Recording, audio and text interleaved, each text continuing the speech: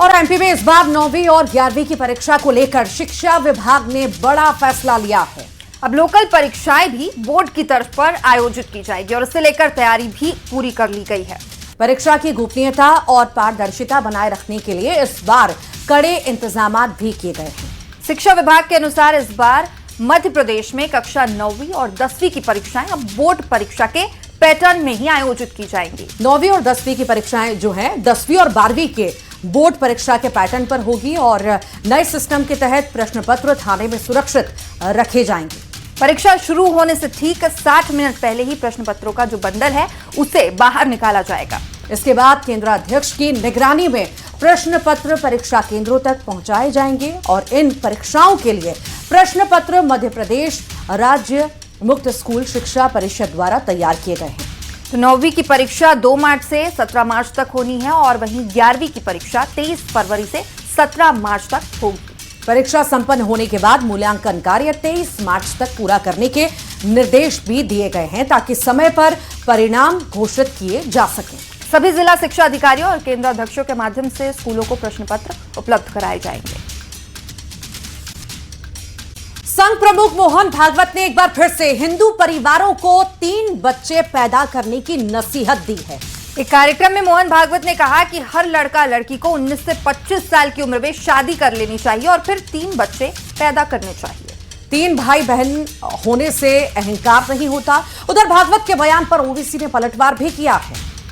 ओवैसी का कहना है कि आने वाले वक्त में इतनी महंगाई होगी कि 3 बच्चे को पालना हर किसी के लिए संभव नहीं हो पाएगा और जनसंख्या कंट्रोल की जगह जनसंख्या बढ़ाने पर फोकस किया जा रहा है।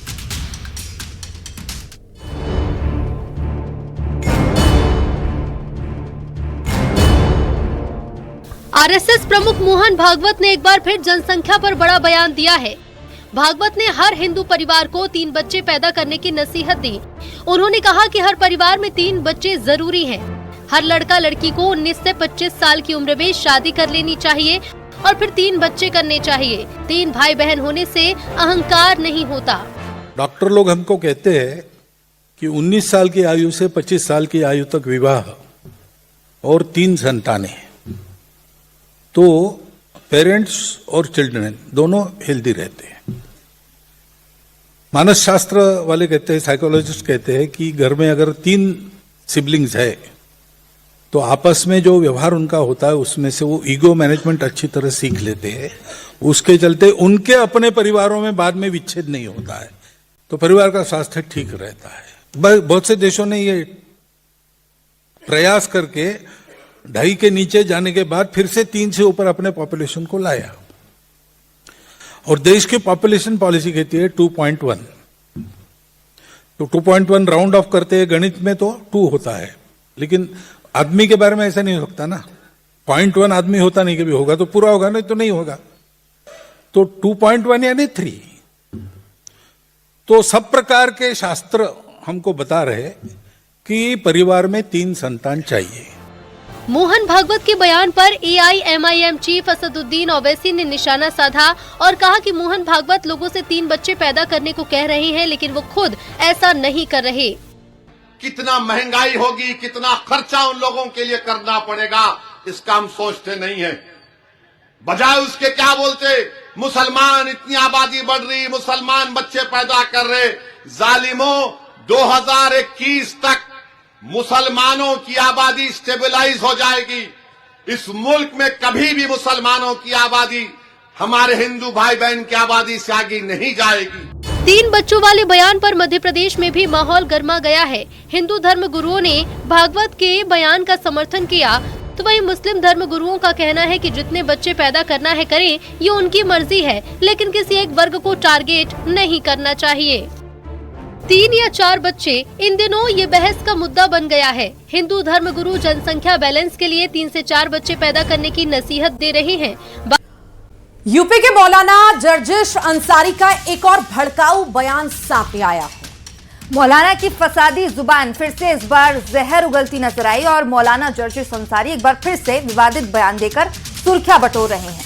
इस बार मौलाना ने राम मंदिर को बाबरी मस्जिद बता दिया है। उनका कहना है कि वो बाबरी मस्जिद थी, बाबरी मस्जिद है, बाबरी मस्जिद ही रहेगी। तो देखिए, मकसद साफ नजर आ रहा है। बाबरी के जिन को फिर से जगाने की यहाँ पर कोशिश की जा रही है, और ये वही मौलाना है जो उत्तर प्रदेश को पहले ही मुसलमानों के लिए अनसेफ बता चुके हैं। सवाल यह है कि जर्जिश अंसारी की फसादी जुबान पर लगाम आखिर कब लगेगी। लेकिन पहले उनका बयान सुन लेते हैं। मौलाना जर्जिश अंसारी के अयोध्या से जुड़े बयान को लेकर अयोध्या के साधु संतों ने भी कड़ी आपत्ति जताई। संतों ने जर्जिश अंसारी के बयान को भड़काऊ और सामाजिक सौहार्द बिगाड़ने वाला बताया।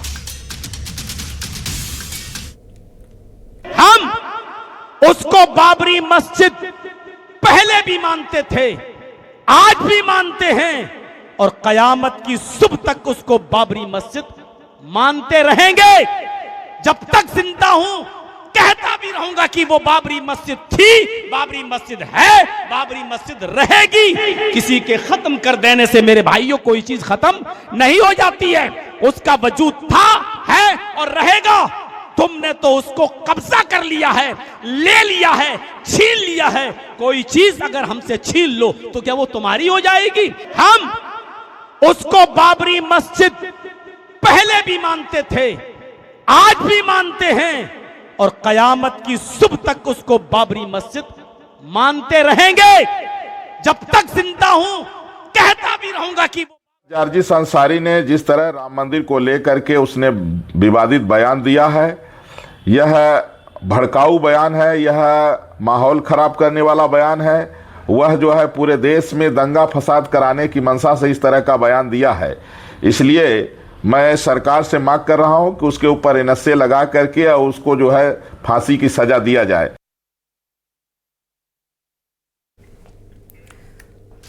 तो जर्जिश अंसारी का बयान सिर्फ धार्मिक बहस नहीं बल्कि राजनीतिक बहस का मुद्दा भी बन गया है। मध्य प्रदेश में बीजेपी कांग्रेस के नेताओं ने अंसारी के बयान को लेकर एक दूसरे पर हमला बोला है। जहां बीजेपी अंसारी जैसे लोगों को बाबर का वंशज बता रही है, तो वहीं कांग्रेस बीजेपी पर माहौल बिगाड़ने का आरोप लगा रही है। जर्जिश अंसारी जैसे जिहादी उत्तर प्रदेश में रह के वहां का दाना पानी आबो हवा से अपना उदर पोषण करने का काम कर रहे हैं, और वो राम मंदिर को माने ना माने, उनके मानने नहीं मानने से क्या होता है। भगवान श्री राम का जो अयोध्या की जन्मस्थली का स्थान है, उसको पूरा विश्व पूज रहा है, पूरा विश्व मान रहा है, पूरा भारत देश मान रहा है। ये जो बाबर के वंशज भारत के अंदर रहकर और बांग्लादेश के गीत गा रहे हैं, इनका संगीत वहां जाके ही पूरा कर देना चाहिए। ऐसे लोगों को जुलूस निकाल के बांग्लादेश की तरफ रवाना कर देना चाहिए। उत्तर प्रदेश की अब जहां की घटना बता रहे हैं, वहां पर कोई व्यक्ति हिंदुओं की बुराई करता हुआ दिख रहा है। तो ये हिंदू मुस्लिम सिर्फ भाजपा के राज्यों में हो रहा है, ऐसा क्यों? देश में ये नफरती भाव, नफरती बातें कब खत्म होगी? देश का बच्चा बच्चा ये जानना चाहता है। लेकिन देश की जो सरकार है, भारतीय जनता पार्टी की सरकार है, वो लगातार नफरत फैलाने का काम कर रही है कि देश में कैसे भी नफरत फैलता रहे।